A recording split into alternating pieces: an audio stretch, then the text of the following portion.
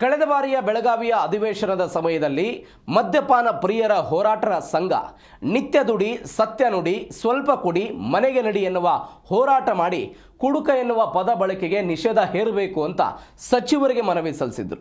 ಇದೀಗ ಈ ವರ್ಷದ ಅಧಿವೇಶನದಲ್ಲಿ ಮದ್ಯಪಾನ ಮಾಡುವವರಲ್ಲಿ ಉಂಟಾಗುವಂತಹ ಲಿವರ್ ಸಮಸ್ಯೆಗೆ ಚಿಕಿತ್ಸೆ ಕೊಡೋದಕ್ಕೆ ಸರ್ಕಾರದಿಂದ ಅನುದಾನ ಕೊಡಬೇಕು ಅಂತ ಪಕ್ಷಾತೀತವಾಗಿ ಸದಸ್ಯರು ಆಗ್ರಹಿಸಿದ ಸ್ವಾರಸ್ಯಕರ ಘಟನೆ ನಡೆದಿದೆ.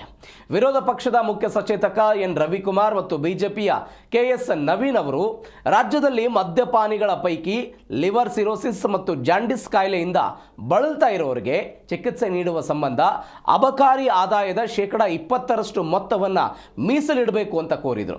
ಇದಕ್ಕೆ ಉತ್ತರಿಸಿದ ಅಬಕಾರಿ ಸಚಿವ ಆರ್.ಬಿ. ತಿಮ್ಮಾಪುರ್, ಅಬಕಾರಿ ಆದಾಯವನ್ನು ಬಜೆಟ್ನಲ್ಲಿ ಅನುಮೋದಿಸಿದ ಕಾರ್ಯಕ್ರಮಗಳಿಗೆ ವ್ಯಯ ಮಾಡಲಾಗುತ್ತೆ, ಬೇರೆ ಉದ್ದೇಶಕ್ಕೆ ಈ ಹಣ ಬಳಕೆ ಮಾಡೋದಕ್ಕೆ ಸಾಧ್ಯ ಇಲ್ಲ. ಹೀಗಾಗಿ ಈ ಕಾಯಿಲೆಯಿಂದ ಬಳಲ್ತಾ ಇರುವ ಮದ್ಯಪಾನಿಗಳಿಗೆ ಅಬಕಾರಿ ಆದಾಯದಿಂದ ವೆಚ್ಚ ಭರಿಸಲು ಸಾಧ್ಯ ಇಲ್ಲ ಅಂತ ಸ್ಪಷ್ಟಪಡಿಸಿದ್ದಾರೆ.